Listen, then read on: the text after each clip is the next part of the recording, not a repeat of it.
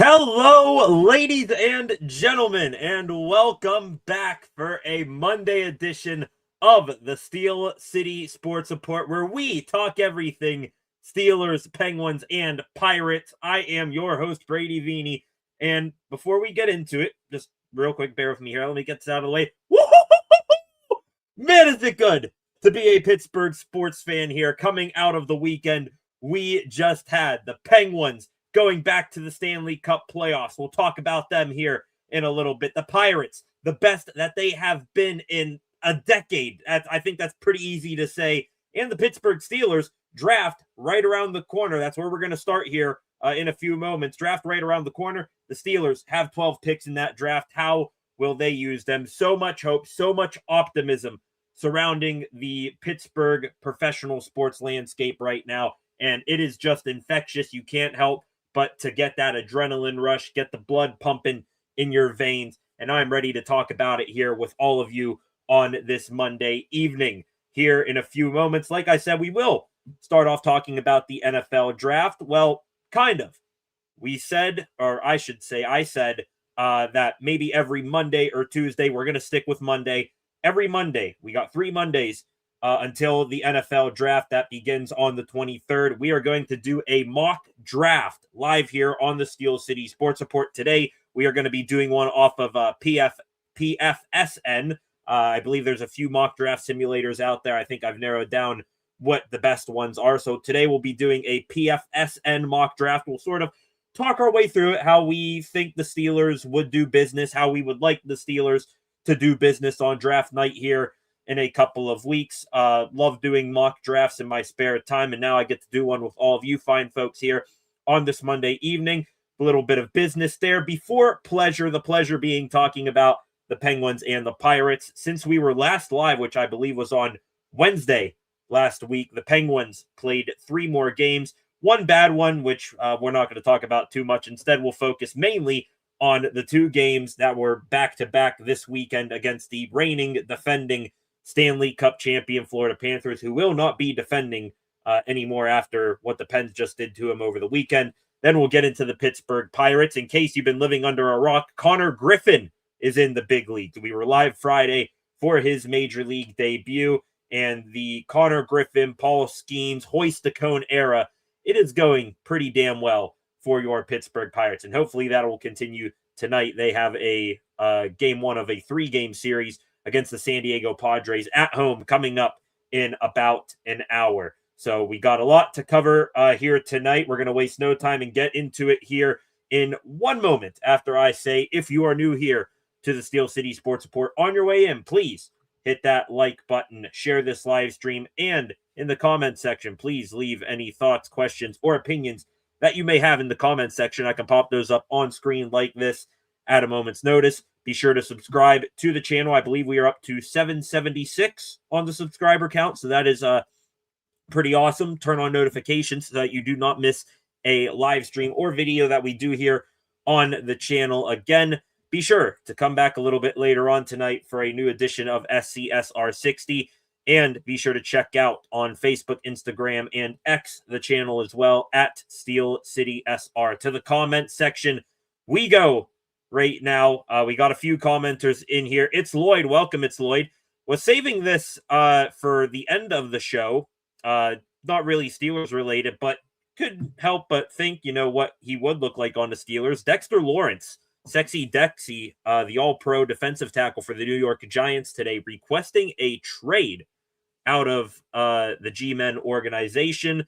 Immediately, you think, could he be an option for the Steelers? Realistically, no. I don't think the Steelers are going to give up the draft compensation it would take to get a Dexter Lawrence, but it's not like the Steelers have a, surefire answer at defensive tackle right now. I mean, you got Keanu Benton, had a better year, but still not a good year for what you would expect out of your defensive tackle. Immediately, I think, man, how awesome would that defensive front be for the Steelers if you were to have Dexter Lawrence right in between Cam Hayward and Derek Harmon? Mwah, chef's kiss. Couldn't help but think about that. We'll talk a little bit more about that, or at least mention it near the end of the show here tonight. Flacco in here as well. F them Ravens and Orioles. Yes, indeed. Both the Pirates and the Steelers, both Pittsburgh teams, sweeping Baltimore this year in their series. The Steelers beat Baltimore both times in the NFL season, and now the Pirates whooping up on the Baltimore Orioles. The Orioles, they could not fast enough get out of Pittsburgh after yesterday's ball game. Really want D-Law, Dexter Lawrence. I'll give up Benton in a third. That's not going to do it. I mean, you're talking about Benton and then at most, a second or a first. I think I saw a report from Adam Schefter or something that the original asking price right now for the Giants is a first and a second round pick. Maybe if you give up a first, maybe you can auction off Benton, sell him as a second round pick because that's where he was drafted a few years ago. But I do not think that is ultimately going to happen. I was pissed. The Pens game against Tampa. Yeah. Didn't you go to that, Flacco, or say you were planning on going to it?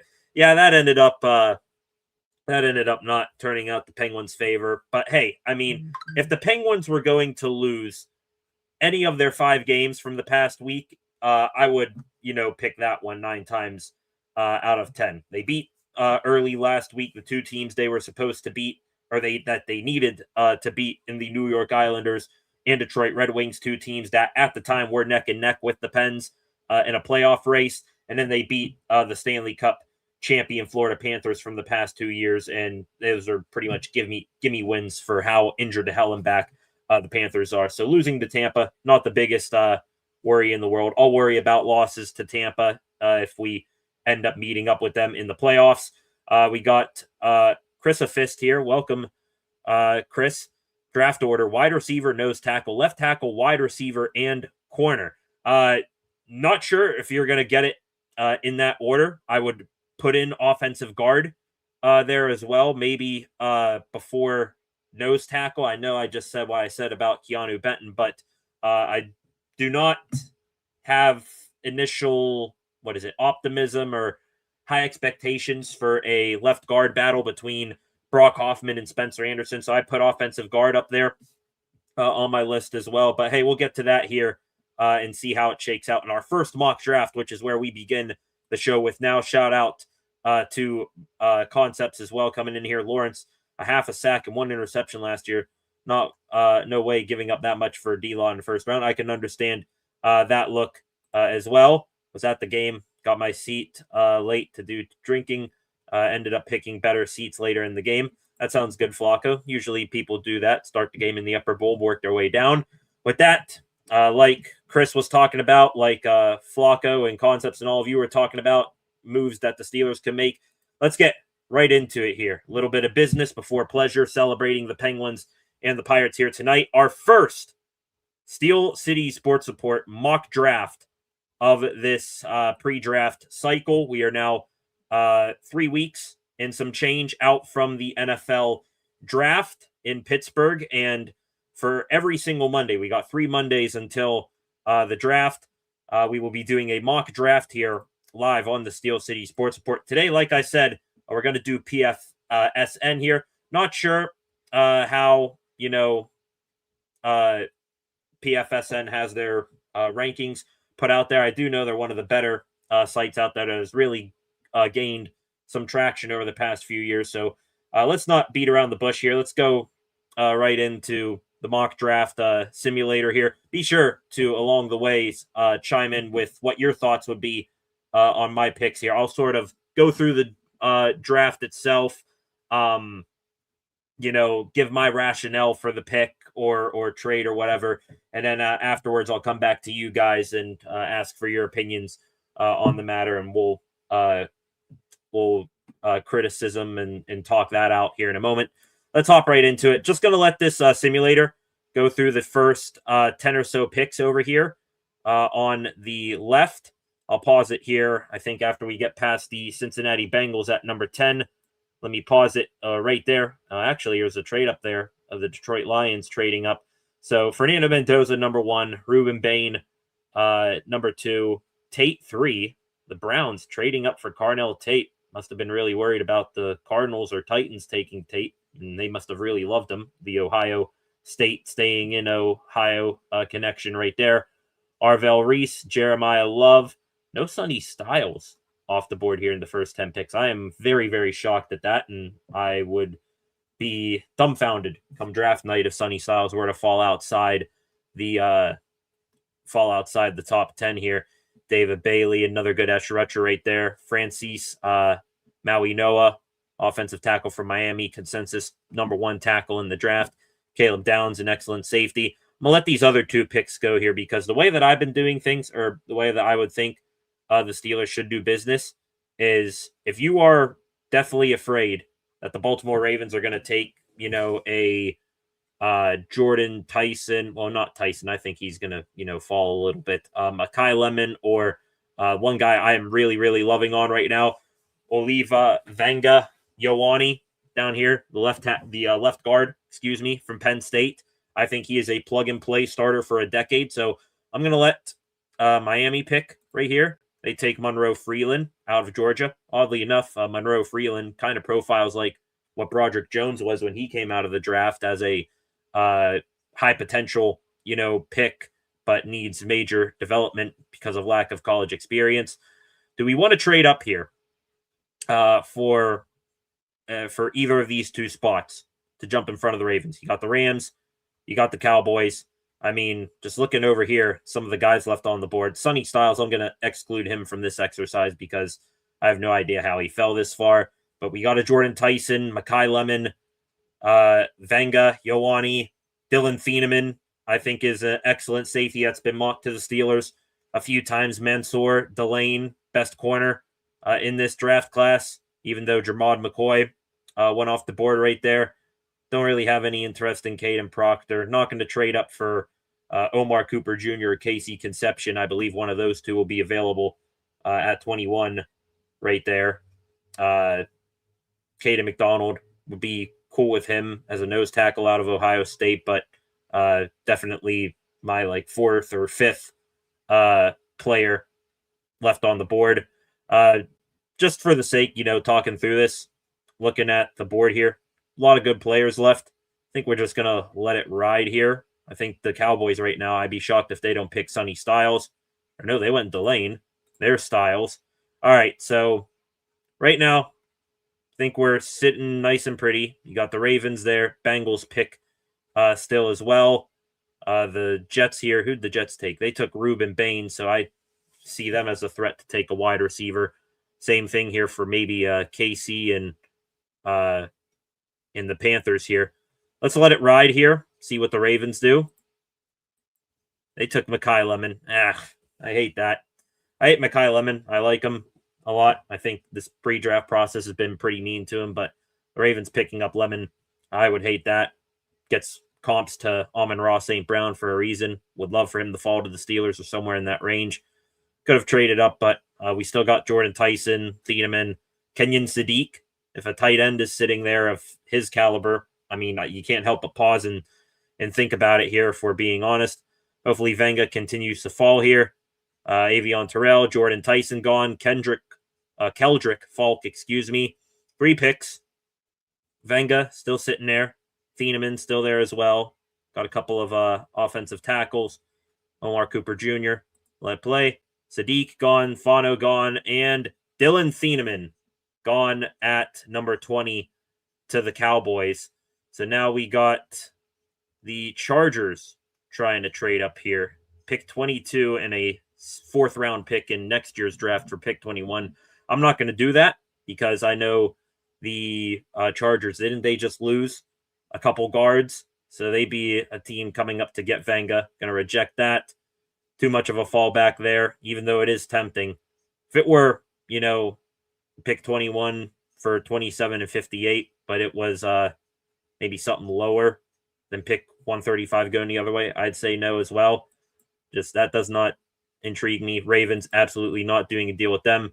I mean, does anybody else really have any other player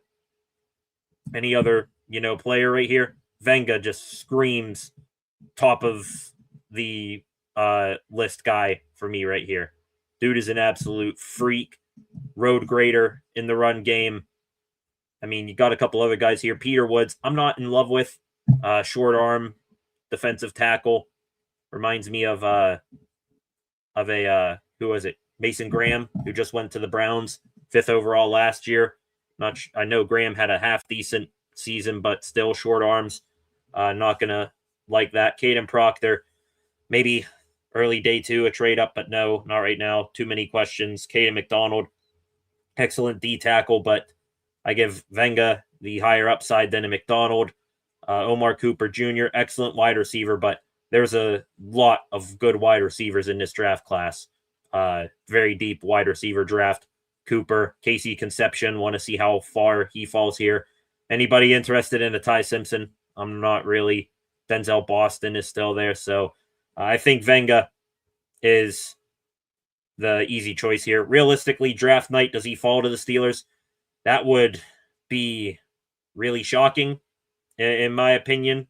And honestly, if the Steelers truly love Venga, they haven't gone to his pro day or met with him at the combine or anything. So the Steelers haven't shown that they are super interested in Venga, but I'm hoping that is the biggest smokescreen, and that hope is what's going to have me pick Oliva Venga Ioane right there.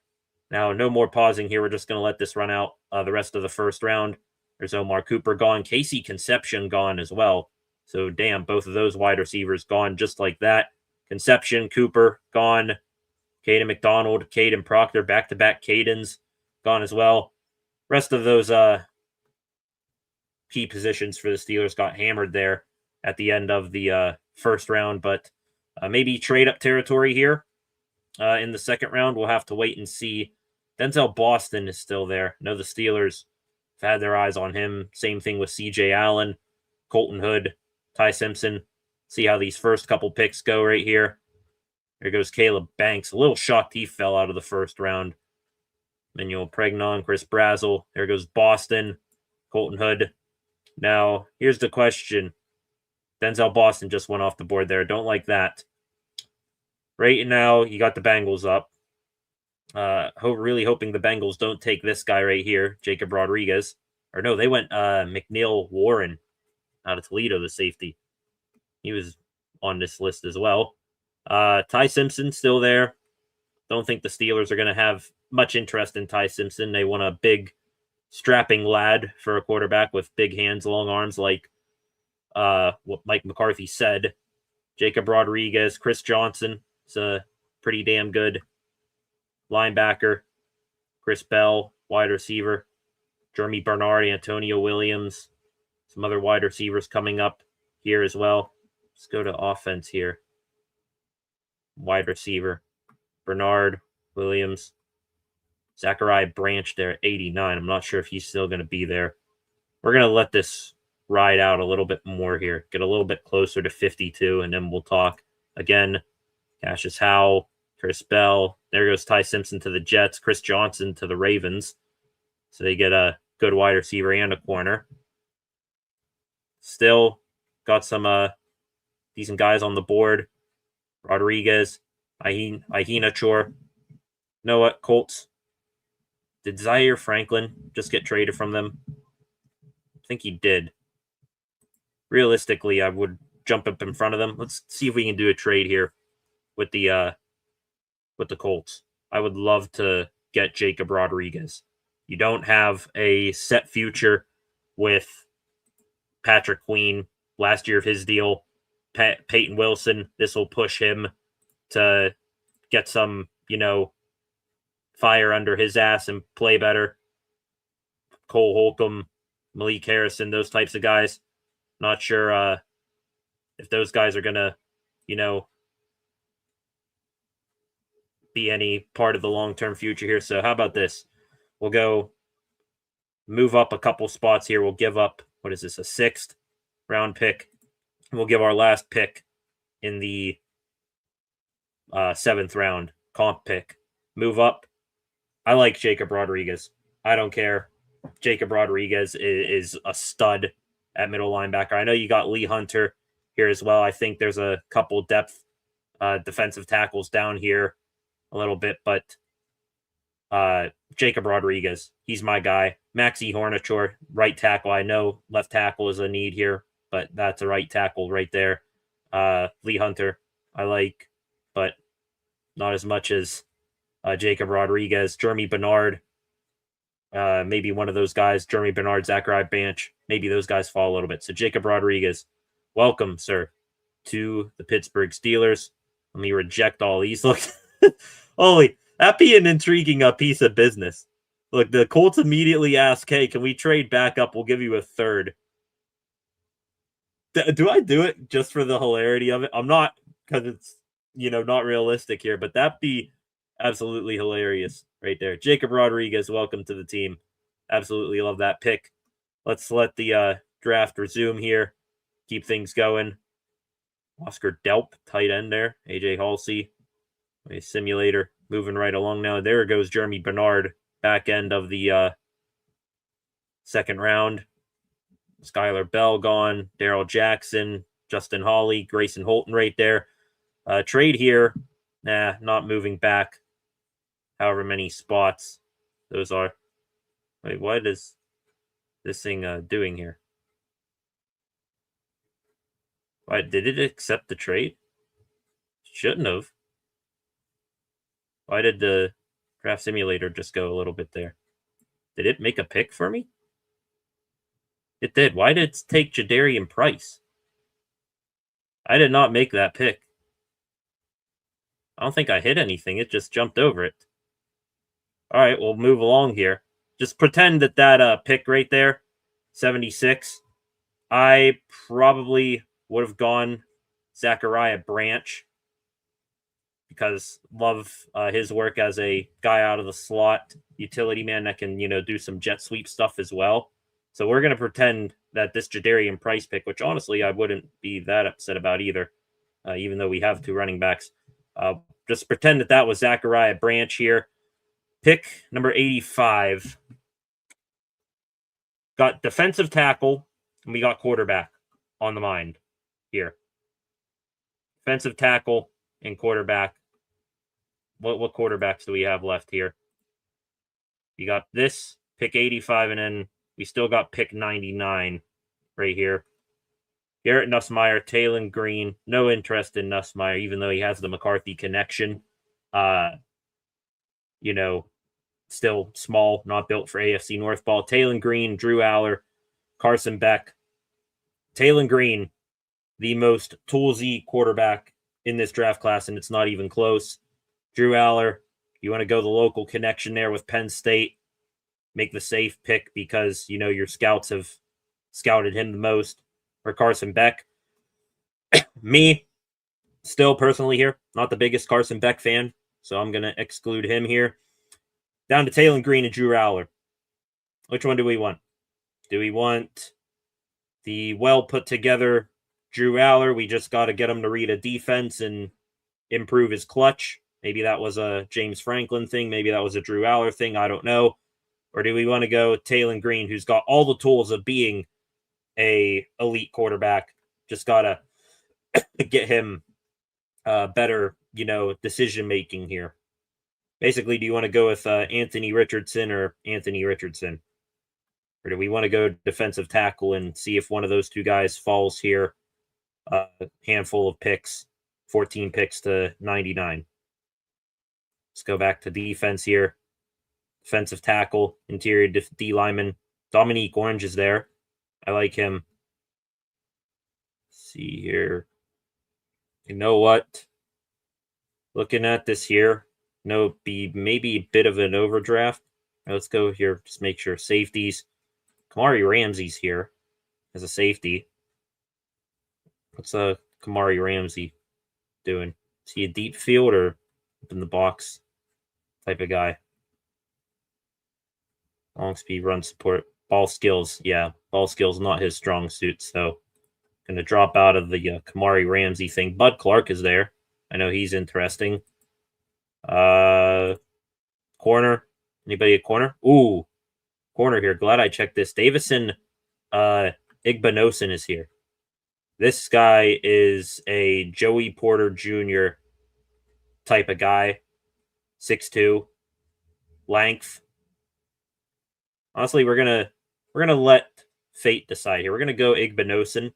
Can't help but have too many good long outside corners. Jamel Dean. I mean, you can also, I think, hybrid him into the slot every now and again. But Igbinosun sitting right here. I mean, that's hard for me to pass up in the third round here. with your second pick. So I'm going to go Davison Igbinosun here. Draft him. Then Malik Muhammad here. Just a couple other guys gone off the board. Zakee Wheatley, safety, went off the board here. If one of these quarterbacks goes here, I'll trade up. Nothing yet. Nothing yet. There's Zachariah Branch, but pretending that we took him, even though he just now went. Not going to make this trade. Don't need any more draft picks. Thank you very much. Back to D tackle here. Dominique Orange is still there. Still there. Where do we pick here? Pick 121. And you know what? We're going to take Dominique Orange here. And we're going to immediately trade back up here as soon as one of these quarterbacks are gone. Kyle Lewis, excellent Pitt linebacker, just went off the board. The Browns do not go quarterback. Connor Lew. There goes that. No. All right. We're sitting here at pick 21. 121. Keep going, I guess. And just like that, quarterbacks still sitting here for us. Let's go back here. Offense. QB. Had some time to think about it. Taylon Green or Drew Aller. As much as I would be intrigued by the Pitt or the Penn State Pittsburgh connection in Drew Aller. Actually, you know what? I am going to go Drew Aller. You know why? Steelers, they need to make themselves a talking point. And what better way for Art Rooney II and the Steelers to put themselves into headlines than a Will Howard versus Penn State, Will Howard, Drew Aller battle. You'll have the Ohio Steeler fans going against the Western Pennsylvania Steelers fans with Pittsburgh right in the middle. Howard versus Aller. I'm here for it. That'd be hilarious. I'm going to absolutely love that battle here. I'm just going to keep on letting the picks roll out here. Don't know really anybody else to trade up for at this point, unless there's one guy here. Let me just see if he's still here. We took Venga Ioane earlier. What offensive tackles? All right, he's at 163 here. We pick here at 135, so I'm going to let it ride. We need still a left tackle competition for Broderick Jones. Steelers, they met with this guy, and I think they're going to love his size. Let's go Markel Bell. How about that? It's like 6'9", 330-something pounds. I'm going to go Markel Bell to be your project at left tackle. Just a humongous human being. Some other people going off the board right now. There goes Taylon Green to the Browns. That'd be quite interesting. Taylon Green and Shadur Sanders QB room. Just going to keep on letting this ride out here. Go back to all. Now, at this point here, you're looking, 5th, 6th round for some special teams guys, some project guys. Still could use another wide receiver if you're the Steelers. Pick up one with some special teams capabilities later in the draft here. Did it pass me over for pick 161? Or no, I traded that up for whatever, Rodriguez. Totally forgot about that. Gonna let it ride out here. Keep it going. We got, I think, 3 7th round picks, if I'm correct. We got 216. And then we got 216, 224 and 230. So I think one of those is going to go to a safety with some special teams capabilities. One of those is going to go to another wide receiver. And then how about a tight end? Let's go tight end. We got Muth in Washington, but still have yet to fill in the Jonnu Smith and Connor Hayward hole here. So one of those for a tight end, one of those for a safety, one of those for safety, tight end, and extra wide receiver. Here we go. Back on the board here. Josh Cameron there. Nice little slot wide receiver available. Harrison Wallace, same thing. That's hilarious. Carson Beck is still available here in the 7th round. That's pretty crazy. If the Steelers wanted to wait and go tackle later in the draft, Travis Burke here out of Memphis, I think is a another big guy like Markel Bell. Steelers had in for a visit. There's one wide receiver who's popping to me right now. Actually, I think the wide receiver will still be there if I go tight end. I really like Will Kachmarek out of Ohio State here. Also, if you want to see what you have in Will Howard, it's nice to have a guy Howard knows built into the offense here for him to throw to in training camp and such. So, still a bunch of wide receivers, and I'm sure, there's still a half-decent amount of safeties. Yeah, Canada, who's really a nickel corner, Jacoby Thomas. I like this Cole Wisniewski out of Texas Tech. So we're going to go and get that backup third-string tight end out of the way. I'm going to pick up Will Kachmarek here out of Ohio State. What sort of height is he at? Yeah, 6'5", 261. He'll be your, middle ground between Muth and Darnell. Kachmarek out of Ohio State. Pick him up back into the 6th round. 7th round, 224, 230. Let's go and get that wide receiver real quick. Damn. Looks like Jamari Caldwell went off the board here. Barry and Brown is there. Got some special teams capability. Raji Virgil. We have any sort of other wide receivers here that I know about that are like really good return men? He's there. We'll get him here in a second. Let's get that safety. Cole Wisniewski. Jacoby Thomas is still there out of Miami. Big body. I believe he's like 6'2". Can play some nasty special teams for the Steelers. I believe he can also play some deep safety. Did so pretty well for Miami. Why is this freezing on me here? Let's go pick up Jacoby Thomas out of Miami. Give Markel Bell a familiar face in the building as well. Then at pick 230 here. I think this one is pretty easy. We can always go out and get another wide receiver on the free agency market to actually play wide receiver. Also, the Steelers apparently going to give Roman Wilson another shot. I'm going to go to Iowa here. Steelers have gone to Iowa quite a bit in the past few drafts. Y.A. Black and such. Caden Wetjen here. The best punt kick returner in college the last 2 years. And the Steelers, if they've been terrible at anything on special teams over the past few years, it's been returning. So Wetjen here. Also be hilarious to hear Yinzer speak his name. Caden Wetjen as my wide receiver, 5 or 6, as my return guy too. Would absolutely love that. Let the rest of the simulator run off here. Also, Zachariah Branch, who we said is our honorary draft pick because the simulator had me picking Jadarian Price for some strange reason. Both of those guys, special team capabilities. Branch, of course, is going to play a whole lot of wide receiver and compete with Roman Wilson, but I like this first mock. You guys got to let me know in the comment section how you guys are liking this mock. Let's see if it spits out the list here. So here's our picks. We made, 2 trades. We traded up to pick 47. We gave up 53, 161 in our last compensatory 7th round pick. So 1 trade up, right? Yeah, 1 trade up. Venga Ioane, your starting left guard of the future, in my opinion, would absolutely be over the moon with that pick.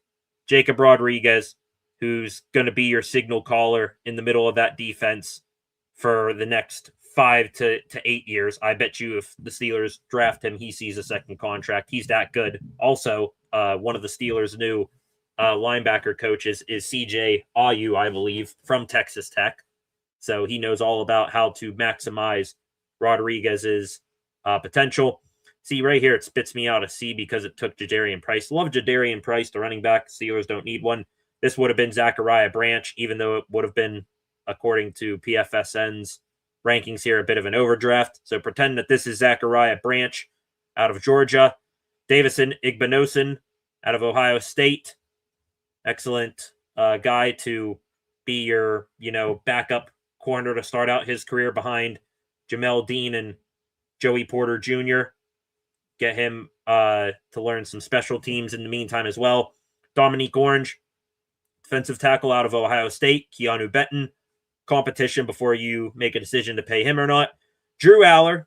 Steelers could go many, many ways with the quarterbacks that were on the board. Taylor Green, Carson Beck. But just for the sake of, if Art Rooney, per se, were to make a pick in this draft, he would love the headlines of Aller, the Penn State guy, coming to Pittsburgh. Might turn out to be Kenny Pickett 2.0, but hey, that'd be pretty cool by me. Drew Aller there in the 4th round, good value.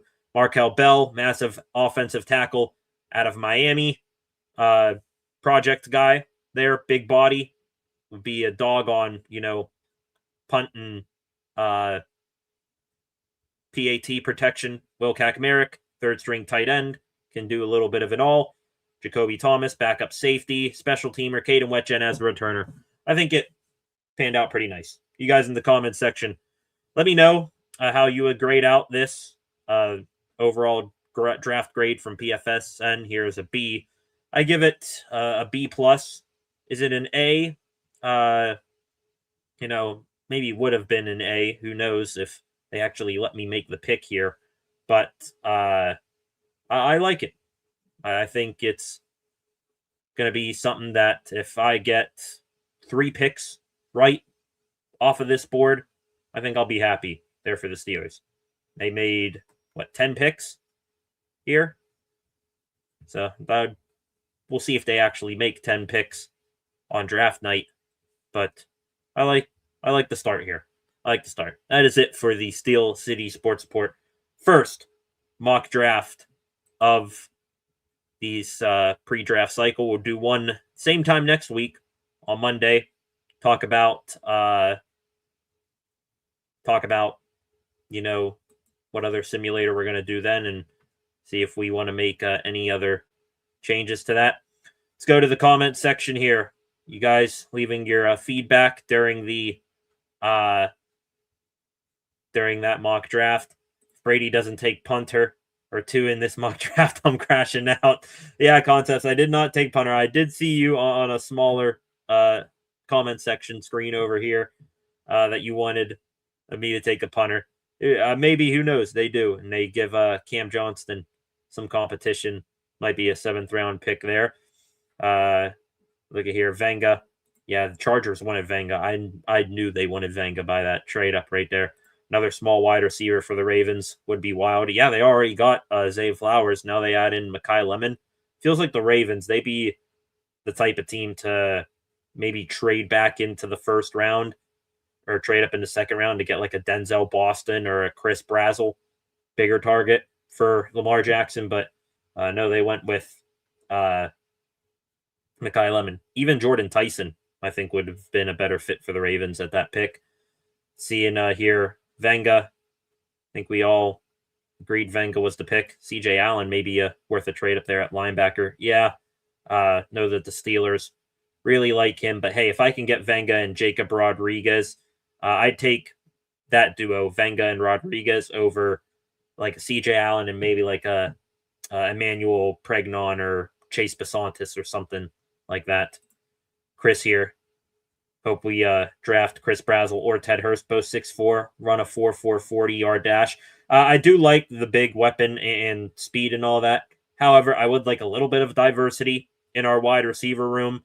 Unless it's Denzel Boston or Chris Brazzell, I would not be taking a wide receiver over like 6'2". We already got 2 6'4" guys in Pittman and Metcalf. We lost Calvin Austin. I would like a small, shiftier guy that can get some serious yak after the catch. I think Zachariah Branch fit that mold well.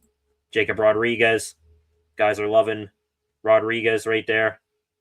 Yeah, rigged. Just pretend that was Zachariah Branch. I was definitely taking him there. I love Zachariah Branch. You guys wanted Aller. Aller would be my pick of the 2 here. I think, Aller would be, just because, have no idea what you're going to get in Taylor Green. I mean, is he the best running quarterback in the draft class? Yes, but in terms of who can fit McCarthy's scheme, I think Drew Aller might profile out better as Dak Prescott than Taylor Green here, for being honest. Orange would be intriguing too. Yeah, saw you guys would be going for orange right there. Peace out, Corey Trice. It's just business at the end of the day here, for being honest. Best ability is availability. The old Mike Tomlin saying right there. Trice hasn't been that. It'll really give him competition, bringing in a third round pick in Igbinosun to stay healthy and show something in the preseason. If not, an all avatar corner room would be pretty sick. You got Porter, Igbinosun, Jamel Dean, who I think is 6'2" or something, and then Corey Trice, Jalen Ramsey's as a big slot corner with Brandon Eccles there as well. I'd be cool with that. Looking here, I've seen enough. You guys brought up Connor Griffin there. I've seen enough Connor Griffin play him at shortstop, quarterback, wide receiver, goalie, right wing, left field, and catcher. Connor Griffin can do it all. He's really taken the city by storm. We'll get to Drew Aller here in a little bit when we switch gears over to baseball. Chris Sophist here. Chris Bell was a great pick. Love a big body on that offensive line. You have Markel Bell and Venga Ioane. I think Venga's so good. If you were to somehow have Markel Bell and Venga Ioane be your opening day all rookie left side of the offensive line, Venga's that good. He might be able to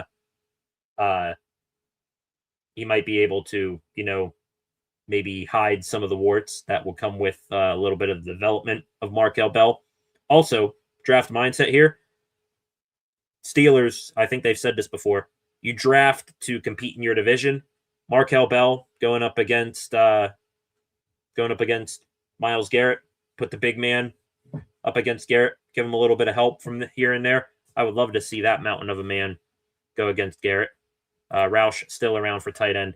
Sam Roush from Stanford. Good tight end, but I think, Kaczmarek there getting some continuity for a Will Howard maybe would do well. Also, looking like I take into account some local ties too. Like when you get that far in the draft, very rarely would you see unless you were blown away at their pro day or the combine or something, very rarely do you see teams go that much far geographically away from a local college in the later round picks. I think Ohio State being right there, seeing Will Kaczmarek would be very nice for the Steelers. Also, Kaczmarek, some special teams capabilities more than Roush too.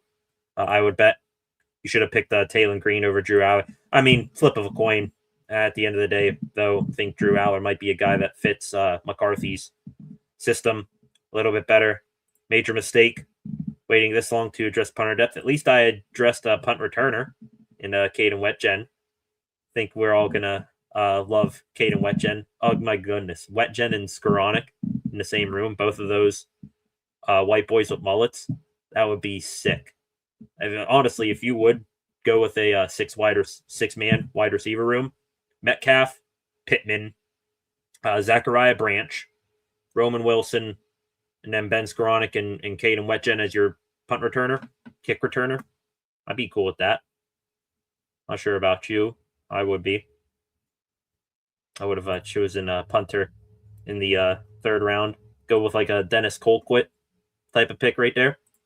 Which pick are you announcing at the draft? I am announcing pick number 263 or 262, whichever the last pick of the draft is. The one after that. I'll be announcing there. Ravens low-key seem like they're trending down. Call me crazy. That'd be hilarious if it all goes downhill for the Ravens after backing out of that Max Crosby deal. Some more excitement for Pirate baseball from all of you here. I want Tate for Will Howard reunion. I would go nuts for Carnell Tate. But do I think Carnell Tate is going to fall past the 10th pick? I do not. Or I don't even think Tate would fall past the Dolphins at 11 at most. At most. So would love for Carnell Tate. I think he's been among my favorites in this draft class for a little while, but it's not realistic to trade up for him unless you sell the farm, which I'm not going to sell the farm for a wide receiver in this class. I'm going to hold on to those picks, sell the farm for potentially a quarterback in 2027 if nobody currently or hypothetically in this draft on staff becomes the guy.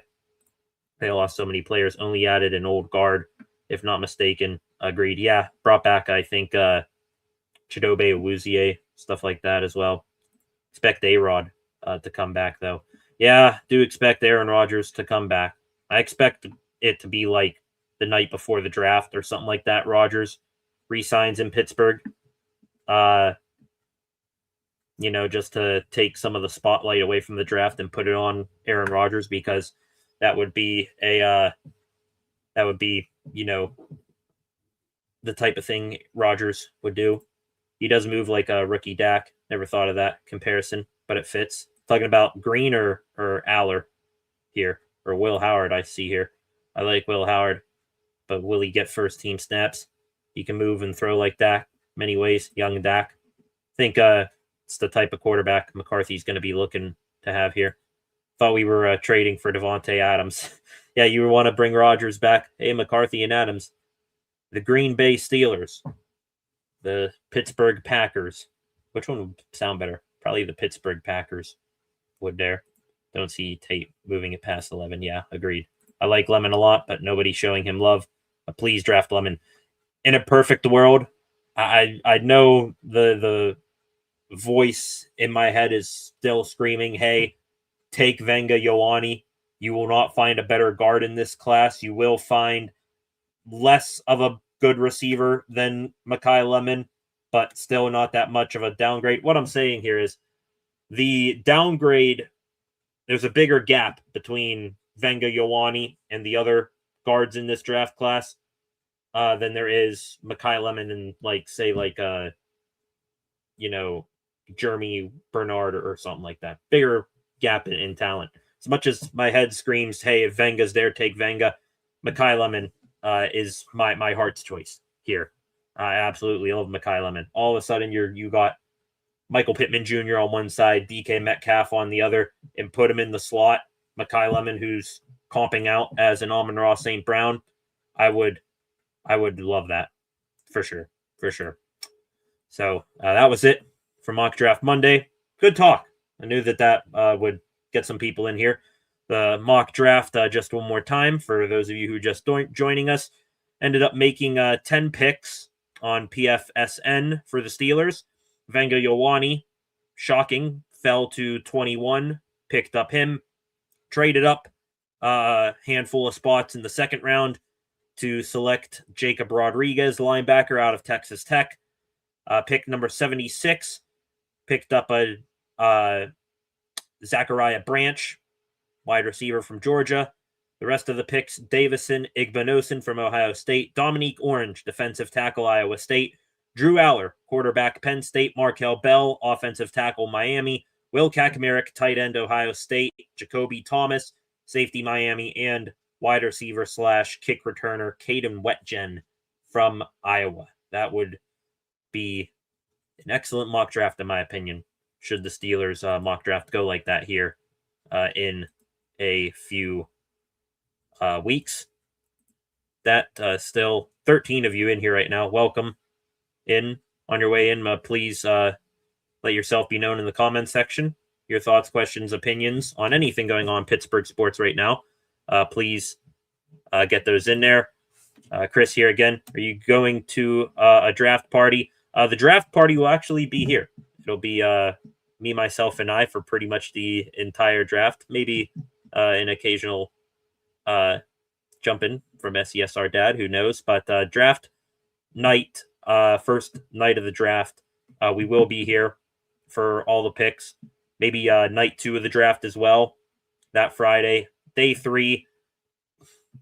We'll leave TBD right now. Honestly, not sure.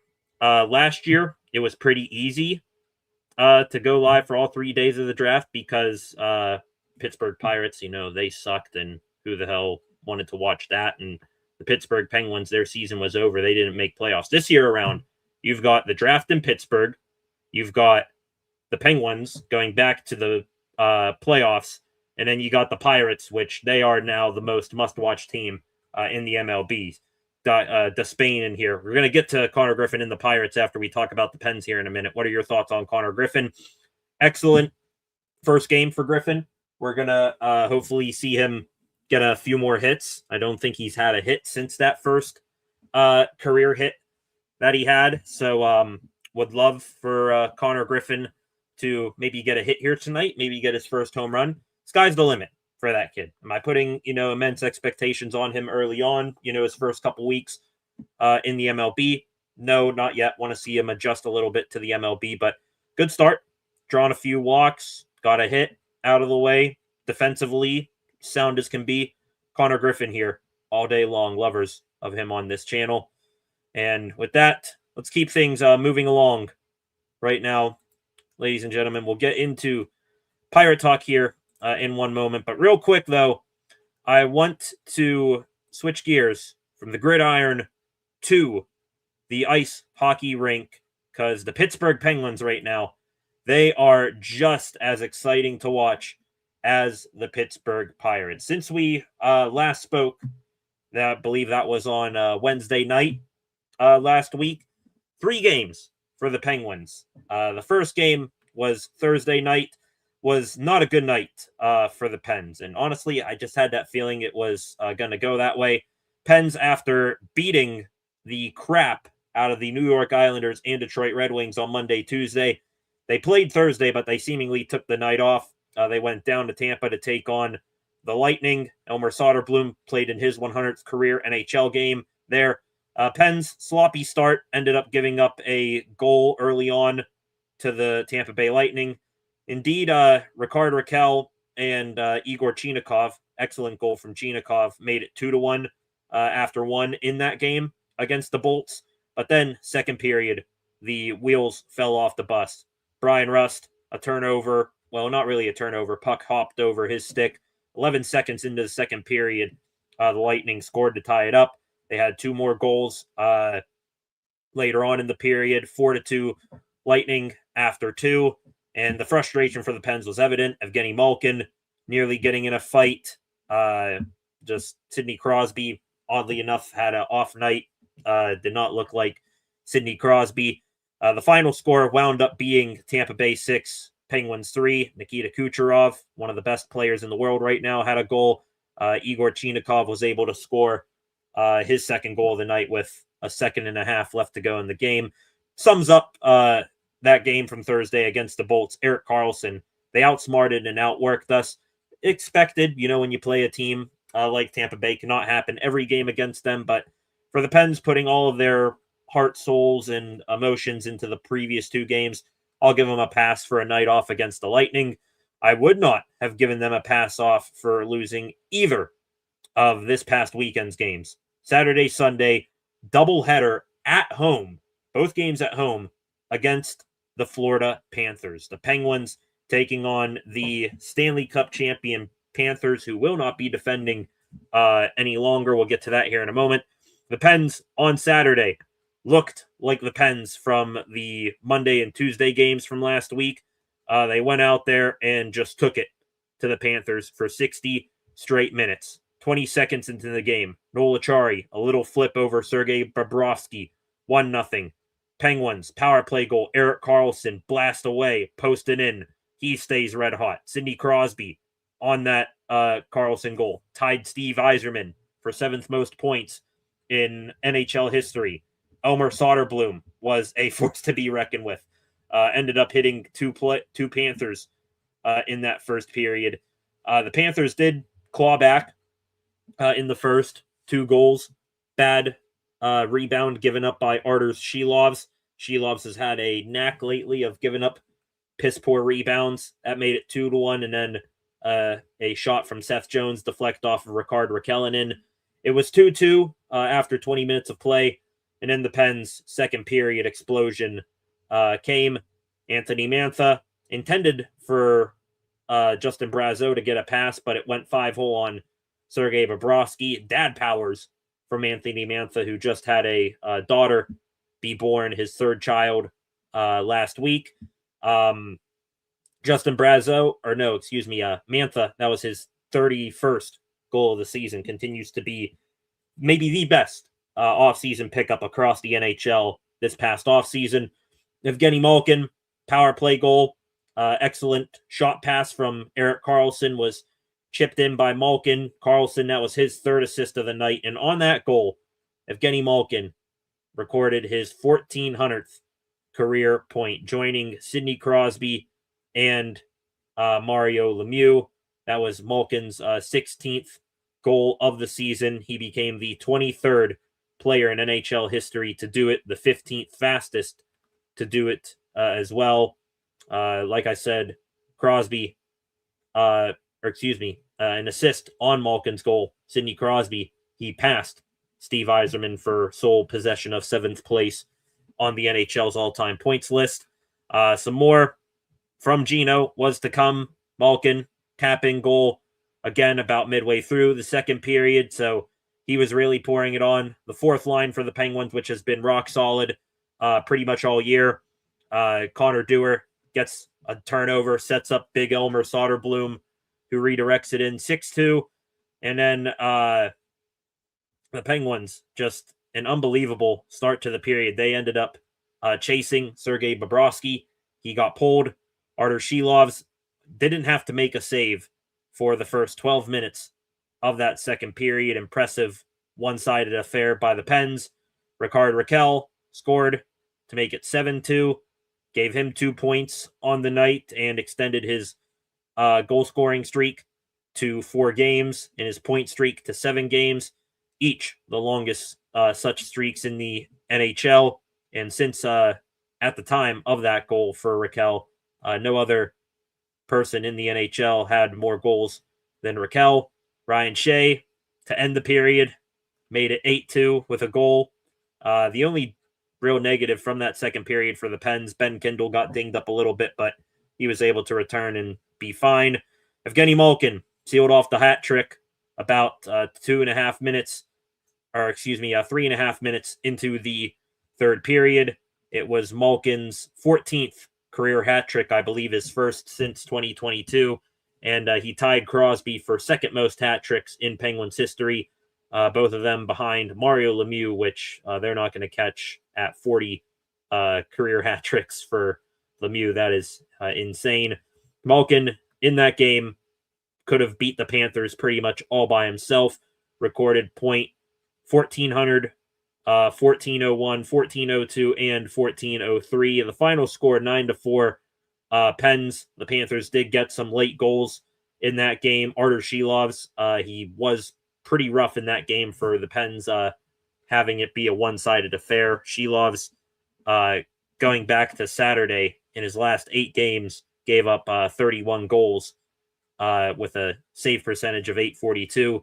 That looked to be a real problem for Shilovs, but Shilovs ultimately proved us to be wrong about him, at least a little bit, because he was back in there Sunday, and it was a bit worrying. Usually, back-to-back games, you have the goaltenders split up the playing time. Shilovs getting a second straight day in goal. Stuart Skinner did not play on Sunday, was cut near the eye by a puck out of play on Saturday. If you look at the picture, or not a picture, but the video after Saturday's game, it's like right here. It's almost like a Anakin Skywalker type of cut for those of you Star Wars knowers out there. But Shilovs got the start in net again. Avery Hayes got called up from the AHL, also on pretty much emergency basis. Goaltender from the Wheeling Nailers in the ECHL, Taylor Gauthier, got called up. The Pens did not call up Sergei Murashov because, or didn't have time to call up Murashov because he was, it was just, too tight of a time frame. Murashov did ultimately make it to the game, was in the press box by like the second period, as was Stu Skinner, whose eye was black and purple and looked puffed up. Hopefully he'll be all right. But on to the game itself. Shilovs getting another start in net against the Panthers, and the Penguins pretty much doing it again, taking it to the very banged up and hobbling Florida Panthers. Early in the game, Pens couldn't convert on a power play, but then the goaltender, Daniil Tarasov, for the Panthers, tried to shoot it to the boards, but it went right to the stick of Elmer Soderblom, who put it home, made it 1-0. Shelovs did give up a bit of a softy shot, like hit him in the mask, and I still don't know how it went through him. And then that tied up the game at 1 apiece. Then the man on your screen and the man of the day yesterday, Sidney Crosby, with 3:10 left in the first period, comes down the left wing, beats Tarasov glove side with a laser of a shot, becomes the only player in NHL history, Crosby, to secure a point per game average in 21 seasons. Most in National Hockey League history. Insane from Sid still. All the expectations put on him from day one, and yet still, Crosby finds a way to leave us in shock and awe and exceed expectations. Just unbelievable stuff from Crosby, the only player in NHL history with 21 point per game seasons. Congratulations, Sid. On that Sid goal, too, Brian Rust recorded his 500th NHL point. Congratulations to Rusty. The Panthers did get a little bit irritated of getting their ass kicked on the scoreboard. Matthew Tkachuk. I mean, Olympics are now over. We're back to rooting against Matthew Tkachuk a little bit. He gives Connor Dewar a cross-check. Parker Wotherspoon, defenseman for the Pens, takes exception. They drop the gloves, get a couple of licks in on each other. Pens ended up off of that fight, get a power play to the, Tkachuk cross-check. Rickard Rakell converted on the power play. He, Carlson, and Sid play tic-tac-toe. Rakell the finish from the high slot. Crosby, 71 points, so now officially above a point per game with some breathing room. On that Rakell goal, Evgeny Malkin, he was the secondary assist. Malkin clinched his 16th point per game season. Excellent stuff there from Gino. He now trails for point per game seasons Sid, Gretzky, and Gordie Howe. That was the final score after the first intermission, 3-1 Pens. On to the second period. Rickard Rakell, his second goal of the hockey game, was able to get a greasy one in front of the net. Rakell just continues this insane tear he has been on right now. He is now tied with Cole Caulfield for most goals since March 1st. So Rakell, literally the best goal scorer in the NHL as of right this second. Rakell also 24 points in the month of March. Forgot to mention that. That was 4-1 after 2 for the Pens. Brian Rust got pretty much ice away goal, even though the game felt in hand early in the third period. Matthew Tkachuk, Parker Wotherspoon, they ended up meeting up again for some pleasantry exchanging. The final score in yesterday's game, 5-2 Pens, and what a weekend it was for the Penguins, to say the least. I mean, you want to start by an individual perspective here. Sidney Crosby, Evgeny Malkin, just turning back the clock. And I mean, I can't think of a better description of the way they played. They looked like vintage Sid and Gino. Malkin reaching and surpassing the 1,400 point mark in his career, his first hat trick since 2022. Sidney Crosby, 7th all-time in points, 21st point per game season, consecutive point per game season. Rickard Rakell, he today was just announced, earned first star of the week in the National Hockey League. Longest active goal scoring and point streak. Erik Karlsson stayed red hot, got like 5 or 6 assists over the weekend. He's coming off being named second star of the month of March in the National Hockey League as well. Igor Chinakhov, outstanding, continues to be an excellent acquisition. Elmer Soderblom, same thing for him. Artur Shilov's little shaky game 1 of the weekend set. Game 2, much better. And the Penguins right now are riding high and hot right now, to say the least. They're hitting their stride, or they're staying in stride more accurately at the right time, getting ready to head into the postseason. In their last 5 games, the Penguins have scored 31 goals. That is the most in a 5-game span since March 16th to the 26th in 1996, when they scored 30 goals, the Penguins, in their team history. That is outstanding. The Pens also, by the way, apparently second in total goals scored this season in the entire NHL, only behind the Colorado Avalanche. The Pens have 277, the Avalanche have 284. And if you want any more hope about these Penguins heading into the postseason, check this stat right here. The Pittsburgh Penguins this season, offensively, are averaging 3.53 goals per game. That is the highest goals per game average in the Sidney Crosby era for the Penguins. The next closest team was the COVID year team, 2020-2021. They averaged 3.45 goals per game. This is literally the most offensive, prolific Penguins team in the Crosby era. Insane right now how Dan Muse, by the way, shout out Dan Muse too, on the accolades list here and accomplishments. 6th head coach in Penguins history to win 40 or more games in his first season with the team. He deserves a whole lot of a credit. He and Kyle Dubas, but I think Muse, we're going to put the spotlight on him. He gets a little overshadowed by Dubas a little bit. Dubas acquired the players, but acquired the ingredients. But Dan Muse right now, he is making the most delicious cake that you have ever eaten in 20 years of Penguins hockey, 21 years. So excellent stuff there from Dan Muse. The Penguins, they started the season per some Vegas odd makers with a 9% chance of making the playoffs. Now, as they sit here right now at 6:44 on Monday, April 6th, they have a 99.9% chance to make the postseason. From 9% to 99.9%. Impressive and unbelievable for the expectations we had for this team to start the year.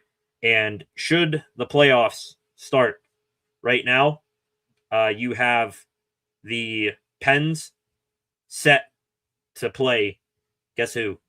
The team on the other side of the Commonwealth, the Philadelphia Flyers. They jumped the New York Islanders. The Islanders right now, after the Pens beat them on Monday, free fall is an understatement.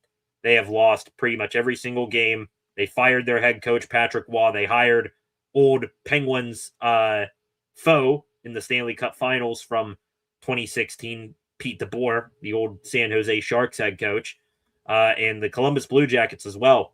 They have hit some rough times. They've had a players-only meeting.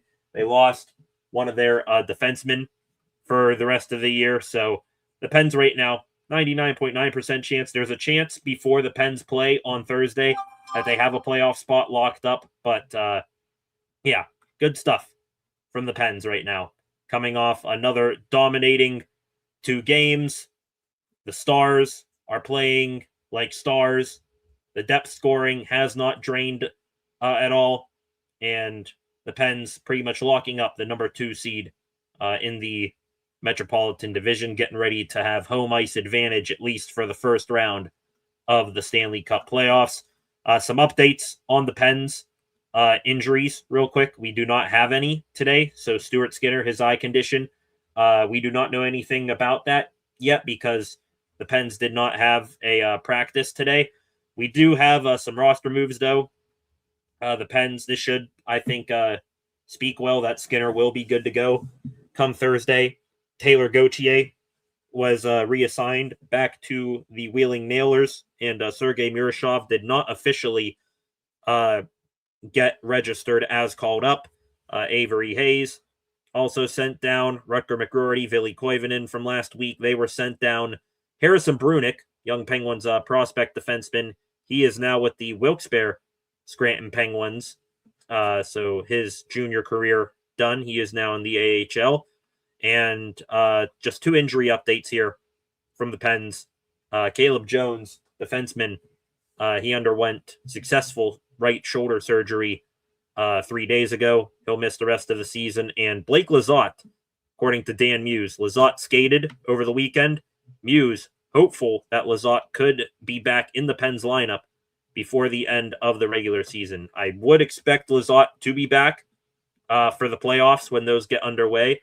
But maybe if you can get Lizotte a bit of a, test run, get his feet back under him, shake off some rust in the final regular season game, I wouldn't mind that at all. So Pens are hot right now, and they're going to head back to the playoffs for the first time in 3 years, most likely. And maybe the next time we're back live here on this channel, we will know, or hopefully know, that the Pens have the remainder of the season all locked up and they have earned themselves a playoff spot. One more sidetrack note on Evgeny Malkin, by the way.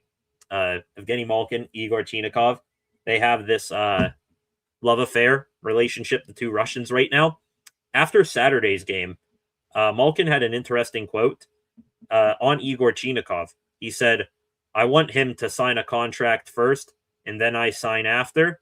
So Malkin wants the Pens to keep Chinakhov and also bring him back. I think Chinakhov's going to stay, but Malkin, I think hopefully they're going to keep him. I mean, I wouldn't see why they wouldn't keep him. I think Kyle Dubas, more or less has a handshake agreement with Malkin that he's going to be back. But Josh Yohe of The Athletic put out there a few days ago that he has long believed that Malkin's last season in Pittsburgh was this season, and he still does. Also said the Penguins have a big swing coming in the summer, that he believes that as well, with, the loads of money and draft picks and prospects they have.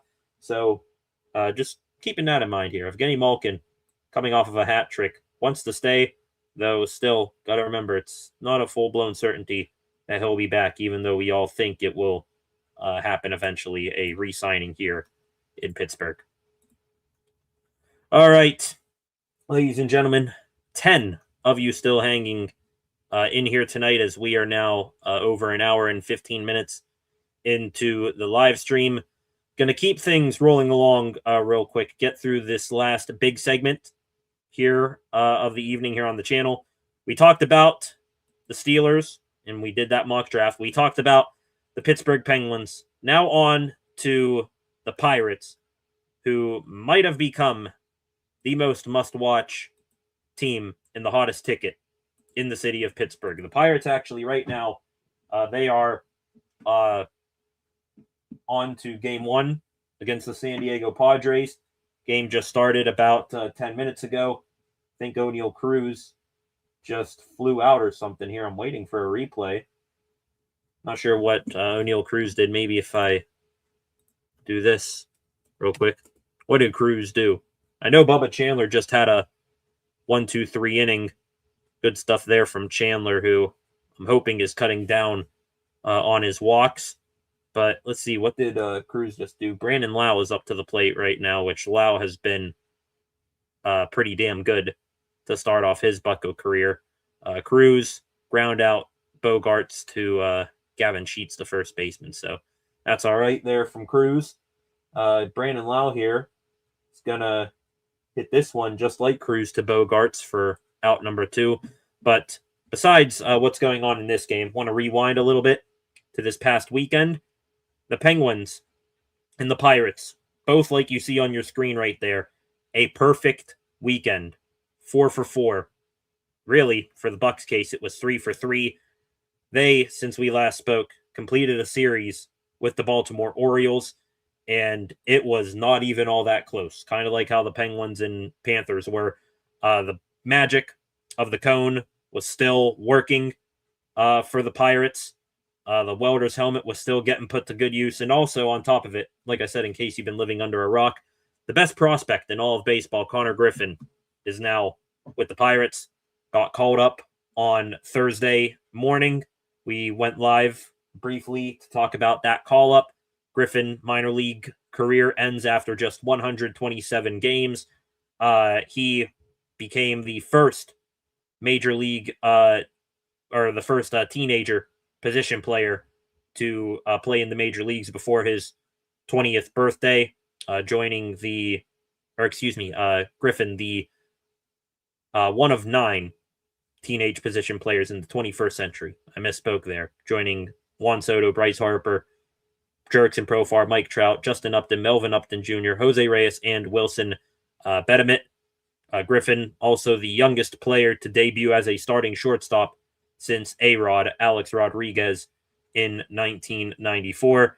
Griffin had an introductory press conference, said on Friday, "Today's the first day of trying to carve out the legacy that I want to build. That is awesome." Also, even more awesome, apparently Connor Griffin and the Pirates, per reports back on Thursday and Friday, were working on finalizing a 9-year, $140 million contract. They're still working to finalize that deal. Nothing has been official yet. Maybe it's something with the Pirates seeking a draft pick for calling up Griffin, a prospect promotion incentive. But upon Griffin, hopefully here soon, signing this extension, 9 years, $140 million, it will be counted as the largest deal for a player without playing a single game in MLB history, because the deal was reported before he officially debuted back on Friday. Speaking of that debut for Griffin, by the way, Billy Cook for all about 2 days was optioned to AAA, and Emmanuel Valdez was DFA'd. Griffin in the starting lineup for the Bucs on opening day, batting 7th and starting at shortstop. Crowd gave him a hell of a cheer during player introductions, and Griffin didn't take long for him to make a good first impression. Made a nice little double play in the bottom of the second inning, or in the top of the second inning. Then in the bottom of the second, Griffin, 1 out, runner on second, or runner on first in Ryan O'Hearn. Griffin, a line drive, 105-mile-an-hour double into what is being called Connor's Corner, the left field notch out near the bullpens. Griffin hits it out that way, and in his first big league at bat, secures himself an RBI double. He was fired up. At 19 years and 344 days old, Griffin became the youngest Pirates player with a hit in his MLB debut since Bill Mazeroski back in 1956. And that is very, very appropriate that Griffin was the first player to do that since Maz, not only because the Pirates all this season will be honoring Mazeroski with patches and with a inscription into the outfield grass behind second base that says Maz, but also because Mazeroski's son, Darren, scouted Griffin for the Pirates back during his draft year. So that was absolutely appropriate there for Griffin to do that. Excellent moment for him. Excellent moment for his family. Griffin started a chain reaction of runs scored back on Friday. Jared Triolo drove in Griffin with an RBI single. Henry Davis, RBI double, scored Triolo. O'Neal Cruz, an RBI single, scored Davis. So it was 4 on the board in the second inning for the Bucs. The Orioles in the top of the 5th inning did score 2 runs on Mitch Keller to make it 4-2. Ryan O'Hearn got at least 1 run back in the bottom of the 5th to make it 5-2 with a sacrifice fly. Griffin also a silky defensive play in the bottom of the 6th inning, or the top of the 6th inning, excuse me. Mitch Keller in the home opener start. Quality start for him. 6 innings pitched, 6 hits, gave up 2 earned runs, had 4 walks and 4 strikeouts, but hey, he did his job, worked out of a couple of jams. Mason Montgomery, Dennis Santana, Gregory Soto out of the bullpen. They took it the rest of the way. 5-4 wound up being the final score for the Bucs in their win. Griffin, in his debut, gets a hit, a walk, 1 for 3 with an RBI. First teenager with a hit in his debut since 2012. And the Pirates, with that win over the Orioles on Friday, were over 500 for the first time since August of 2024. That was awesome to see there. Griffin called Friday, hands down, one of the best days of his life, debuting in front of the most electric, sold-out PNC Park crowd for a regular season game in history, I would bet. The winning did not stop there for the Bucs, though. They carried the good vibes from Friday into the weekend. Saturday, Bucs, with Carmen Majinski on the bump, took it again to the Orioles. Orioles actually dished out the first punch. Carmen Majinski, second time through the order in the 4th inning, got hit around a little bit, gave up 2 runs. Brian Reynolds ended up starting a chain reaction of Orioles blunders to get the game damn near tied up. Reynolds reached on an error. Marcelo Zuna hit a double play ball, but it took a bad hop. They can only get one out. Spencer Horwitz brought home Reynolds on a sacrifice fly. Majinski only went 4 2/3, giving up 5 hits and allowing 2 runs, earning 2 runs earned. I think Majinski, glad that he got another chance for the rotation, but not sure how much longer that's going to pan out. Score could have been maybe worse had Ryan O'Hearn not shown off some web gems out in right field. Was all tied up, though. The Bucs down to one of their final opportunities of the game. Their offense was struggling there for about 7 2/3 innings, and even a little bit more than that. Jake Mangum came up with runners at first and second, runners at first and third, laid down a bunt to, try to, I think, reach first base or move the runner up and try to tie up the ball game. The bunt gets past the pitcher, and he cannot recover to make the throw. Nick York scores from third base. Mangum perfectly placed bunt, and he is fast, unexpectedly tying up the ball game there. And then Nick York, who scored the tying run, ended up driving in the winning run.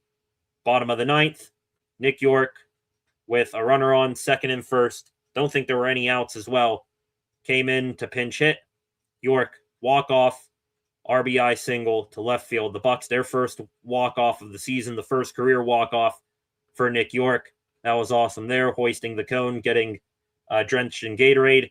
And then Sunday, the Bucs, kind of like Friday's game. Game was pretty much over before it even started.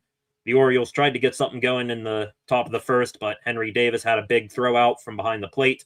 Ryan O'Hearn with 2 on and 2 out in the bottom of the first. A 3-run shot to right center field made it 3-0. Braxton Ashcraft on the bump was just unbelievable yesterday. We'll get to his stat line here in a second. Had a 2-run double for Ryan O'Hearn as well in the, I believe, second or third inning. O'Neal Cruz, an RBI single. That was 6-0 Pirates early in the ball game. Connor Griffin out in the field making some more outstanding defensive plays. The manager for the Orioles got tossed. He wanted to get out of Pittsburgh a little early other than the team. O'Neal Cruz then in the bottom of the 6th inning, lefty-on-lefty matchup with Cade Povich, hit a 2-run shot into the shrubs out in center. Cruz now this season, .324 batting average before his at-bat here tonight, and 7 for 10 against left-handed pitching. 3 of his 4 home runs for Cruz have come against left-handed pitching. Remember last year, Cruz was just 11 for 108 against left-handers, and this year, 7 for 10 against lefties. Impressive stuff for Cruz. Like I said, back to Braxton Ashcraft, just unbelievable efficiency from him. 6 innings pitched, 4 hits, 1 run, 0 walks, 8 strikeouts from what some may argue is your fourth, maybe fifth best starter in your rotation. I'd put him at a solid 4 with Majinski in there currently. Ashcraft, unbelievable. The first Pirate pitcher since Paul Skeens in 2024 to have, I think, a sub 2.25 ERA in his first 10 career starts. Skeens actually better than Ashcraft at 2.12. Zach Duke and Cy Blanton also on this list. A final score was 8-2. Just unreal stuff. The Bucs complete their first, I think, since like 1869 or something, sweep of the Baltimore Orioles. Q Flacco in the comment section probably with an FD Orioles. Just unreal. Belt to ass all weekend long. Pittsburgh sports against their opponents. Gotta love it. If you're a Pirate fan, a Penguins fan out there, just a thoroughly entertaining weekend that we shall not soon forget. Unbelievable stuff from the Bucs. And like I said, right now, working on the San Diego Padres. The Padres right now threatening here with Bubba Chandler on the bump. You've got Jose Fermin, the catcher, up with 2 on and 2 outs here. Bubba Chandler in an 0-2 count. The pitch from Bubba. Ooh, Henry Davis nearly got the frame job there. We'll see if Bubba's able to work out of this sticky situation here. The lineup tonight for the Bucs: Cruz, Lau, Reynolds, O'Hearn, Ozuna, Gonzalez, Horwitz, Griffin, and Henry Davis with Chandler on the bump. That is a grade A solid lineup if you're the Bucs. No Jared Triolo for the Bucs in that lineup. You got Nick Gonzalez playing third again. Triolo suffered a lower leg injury, or knee injury, right knee injury. He's on the 10-day IL, but it's going to be a matter of weeks more than days.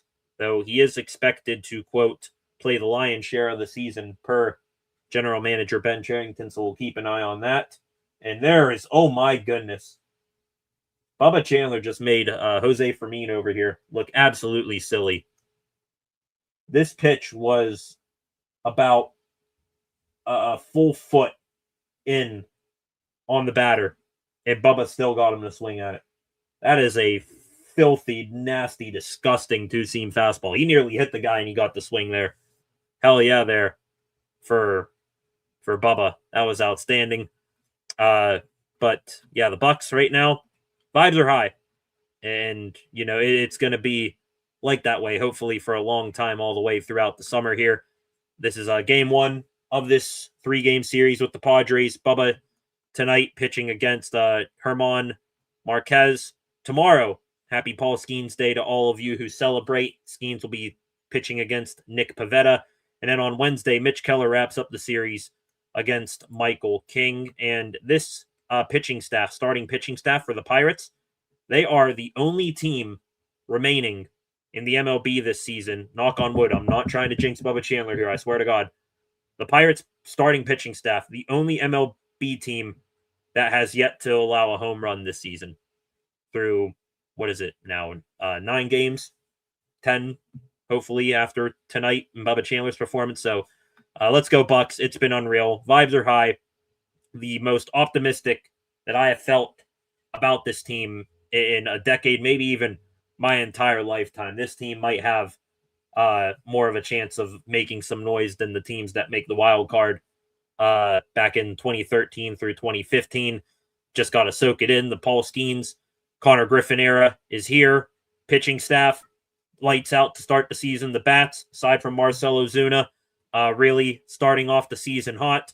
Bob Nutting is no longer public enemy number 1. Fans are actually giving him cones before games for Bob to sign. What a difference a year makes.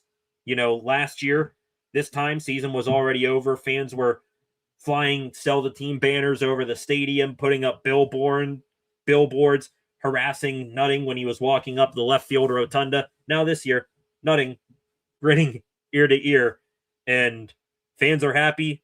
Cones have magic. Got a cone right here. For those of you who weren't here on Friday, cone magic we have brought here to the office, both a big one and a small one. Hoist the cone, raise the Jolly Roger. Let's go Bucs. It is a hell of a time right now in Pirates land. All right, ladies and gentlemen, gonna begin to wrap up the show here in a few moments.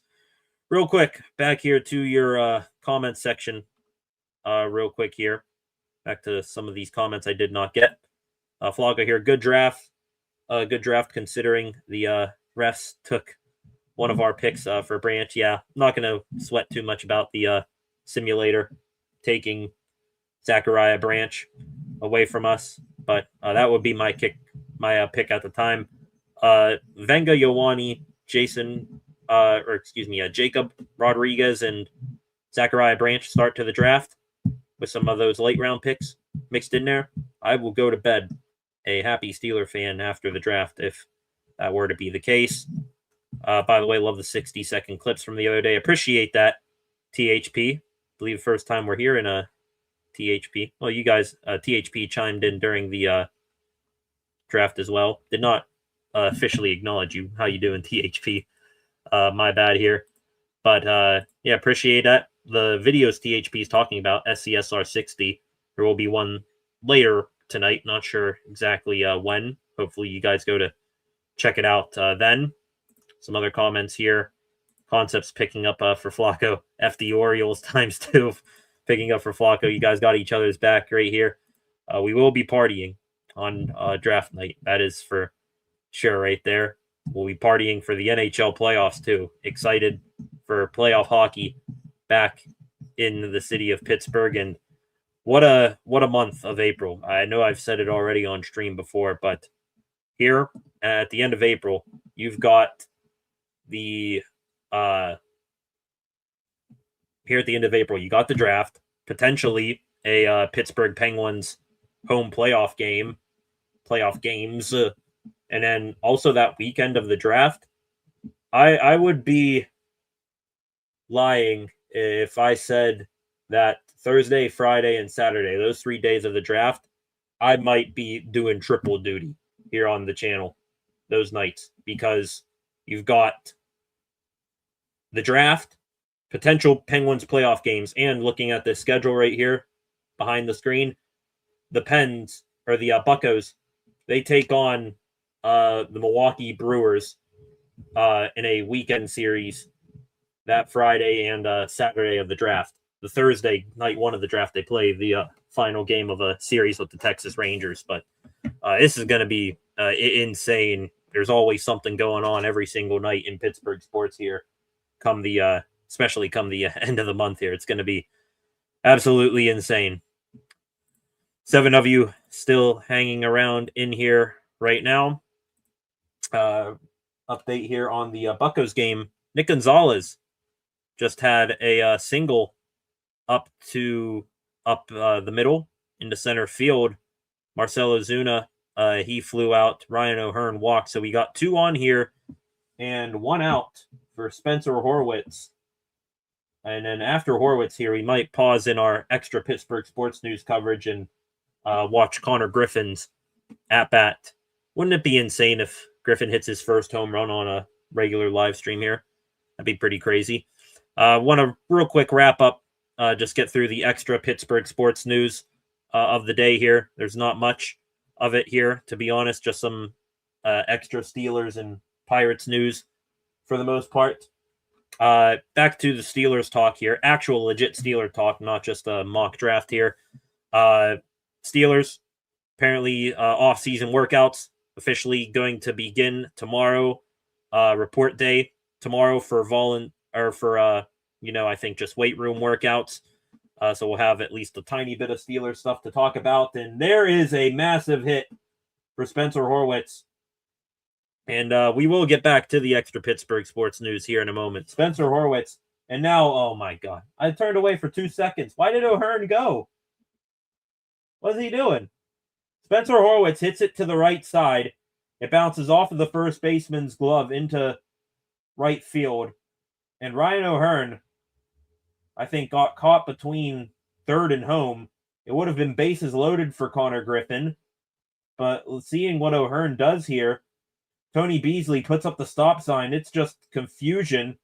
And Nick Gonzalez, he was looking at Tony Beasley. Gonzalez was at third, as was O'Hearn. And O'Hearn just had to, make himself out at that point. You had two runners at the same base, and O'Hearn gets nabbed at home. So that is just confusion all over the place. I put that one, no offense, on Tony Beasley. He was, stop sign and then let's go. And I think he messed up both O'Hearn and Gonzalez there.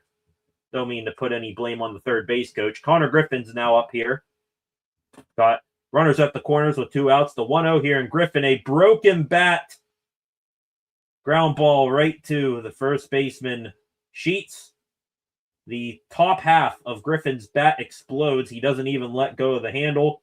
The bat goes down the third baseline. The ball went down the first baseline. Not sure which went further. And that is going to be it for the innings. So still 0-0 Bucs and Padres. And I assume now after 2 innings, they head to the third. Concepts here. Brady, will you be at tomorrow's workouts trying out for punter? Trick play. Bomb for a touchdown. Crowd goes wild.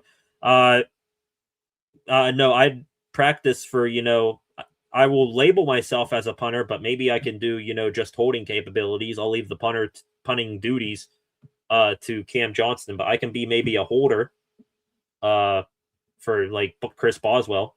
I mean, I'm sure Boz could make any hold that I have look good with the way he kicks. Back to the Steelers. Extra news here for today. Let me pop up the official banner for the extra Pittsburgh sports news. But yeah, workouts begin tomorrow for the Steelers. Voluntary minicamp days for that. April 20th through the 22nd, right before the draft. OTAs, the Steelers will host over 5 weeks, a little bit more expansive OTAs with this new system on both sides of the ball needing to be learned. OTAs will be held 5 weeks starting on May 18th, and it will run all the way through June 12th. So that is going to be quite an expansive OTA setting. Mandatory minicamp will be on June 2nd through the 4th. Maybe we hear from Aaron Rodgers by then. Hopefully we're not waiting until June for it again, but you never know with Aaron Rodgers. Some other Steeler news here. I believe I mentioned in the mock draft, looking to see what a Art Rooney type pick would be. Art Rooney II, he in the NFL in some, at least a little bit of hot water. This is per SteelersNow.com. A female NFL official is suing the NFL, and she cites a degrading incident at Steelers training camp where she suffered humiliation and hostility, among other indignities, at a 2025 and 2025, or a 2022 and 2025 Steelers training camp. I don't want to get into specifics here. Apparently, some players and coaches were egging this official to do on something that she thought was embarrassing during one or two of the training camps. We'll see if anything else comes from that. I'm not going to get too in the weeds on that at this moment. Some free agency updates. Kyle Duggar, former Steelers safety who was acquired midway through last season. He is now officially gone from the Steelers, but is staying in the AFC North. He is signing a 1-year deal with the Cincinnati Bengals going back a few days. So Kyle Duggar, K-Doug, is staying around. And also mentioned Aaron Rodgers, and hopefully it's, going to finally be an Aaron Rodgers decision here soon. You had Kirk Cousins sign with the Las Vegas Raiders a couple days ago as well. So Cousins, I think, was rumored out there to be an option, fallback option for the Steelers. Not going to happen. Rodgers or bust for the black and gold. And the last thing here, you guys brought it up. Anybody interested in Dexter Lawrence? I mean, we talked about it to begin the show. Lawrence requesting a trade. The new team that acquires Lawrence will be paying him $20 million in 2026, $19.5 million in 2027. It's not necessarily a great cap hit or money to pay Lawrence, but it's not, too terrible as well. So we'll keep an eye on it. I'll believe the Steelers are in on Sexy Dexy when I believe it. The last few extra Pirates notes here for today. Mentioned Jared Triolo and his injury situation going to be out for a little while. Another injury as well. This is a former Pittsburgh Pirate, but still feel bad for the guy because he's a really likable dude. Johan Oviedo apparently getting his elbow looked at with the Boston Red Sox. He's meeting with Dr. Keith Meister, the Tommy John surgery expert of Major League Baseball. Oviedo woke up last Wednesday, could not bend or flex his arm getting out of bed, and now this arm that he already had Tommy John surgery on before is going to get looked at again. Feel bad for Oviedo, likable dude, want him to succeed, but in terms of a baseball business perspective of this thing, Ben Cherington did it again, getting away from a pitcher right before something catastrophic happens. Luis Ortiz, excuse me. Speaking of pitchers, one present and one future. We'll start with the future guy here. Seth Hernandez with the Bradenton Marauders, first round pick from the Bucs last summer, made his first professional start with the Marauders a few days ago. And Hernandez, tell me if this is good. 3 innings pitched. They only let him throw, I think, 47 pitches or something. 3 innings pitched. That is 9 outs. 8 of them were strikeouts. Insane stuff from this young flamethrower. And you know he's going to be damn good when people have said the only thing that will keep him from being the number 1 starting pitcher in 2 years for the Pirates is Paul Skeens. He is that good, and there is a legit case to be made that Ben Cherington, for as much crap that we have given him in the last 3 drafts, has picked the best player in each draft. Skeens in 23, Connor Griffin in 24, and now Seth Hernandez, who's maybe going to be fast-tracked to the big leagues in last year's 2025 draft. The present pitcher, who I mentioned, Mitch Keller, celebrated his birthday over the weekend, as did Nick York. Happy birthday to both of those current Buccos. Billy Cook got recalled from Wilkes-Barre Scranton. Oh my God. I got a Pirate one last Penguins thing here. Don't know why I said Wilkes-Barre. Indianapolis, AAA Indianapolis. Billy Cook got called up. So he's back with the team, the bearer of the cone. And the last thing here, no reveal yet for the Pirates City Connect uniforms, but we do have a look at the hat now. The hat, all black hat, got some red accent, like the little top piece here of the hat. Not sure what it's called in the side logo for the brand. That's red. The logo for the Bucs in all black and like a dark tan or gold Pirate logo with the red bandana cap. Looking pretty sick. Hoping that the uniform lives up to the potential that it's showing. And then the last extra Pittsburgh sports news of the story here. Penguins. This is just from, I think, Saturday's game against Florida. It actually has to deal with a Florida Panthers player. Rickard Rakell, for as much success that he had over the weekend, did end up paying at least a little bit of a price for it. Eetu Luostarinen, center for the Panthers, had a pretty nasty-looking slash to the face of Rakell.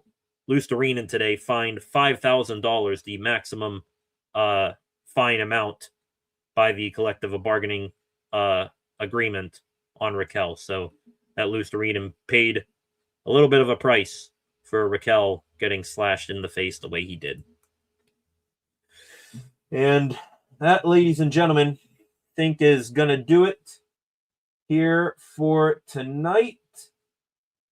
Last look here over at the screen before we log off. Henry Davis just missing going yard to right center field. He had a ball go all the way back to the warning track that Fernando Tatis ended up catching. Last couple of comments right here. Wizard of Boz 2.0 talking about some of your comments here with Chris Rock. Seeing that. No, I don't get that comment, to be honest here. promising future here. Says concepts about the Bucs. Absolutely. The most optimistic currently and moving forward that I have really ever felt in my lifetime for the Pittsburgh Pirates. And hopefully that continues. Just taking one last stroll here through the Twitter timeline, see if we missed anything. This just half an hour ago, all the teams below the Penguins in the Metropolitan Division right now, they are really, really struggling. You had the New York Islanders. They just kept on losing and fired their head coach, Waugh, brought in Pete DeBoer. The Columbus Blue Jackets, they struggling mightily. The Washington Capitals had a real chance to get back into like a wild card or postseason position, and they've lost 2 straight, looking god-awful. And now the New Jersey Devils, who the Pens play on Thursday night, they just fired their president and general manager, Tom Fitzgerald. So new management coming to the New Jersey Devils organization. Looking here, apparently this was in the top of the 3rd inning for Bubba Chandler. The last out, O'Neal Cruz making a sliding catch.